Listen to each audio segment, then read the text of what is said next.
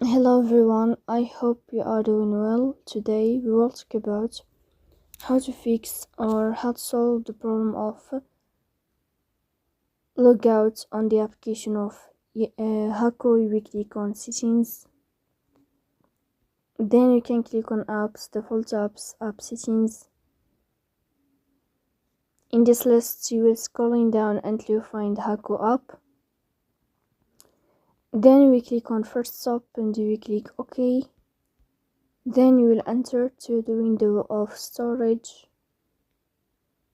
Here we click on clear cache. In the end you will turn off your phone and you will restart your phone again to fix that problem. So please don't forget to support us by like and subscribe. See you next time and thank you for your watching.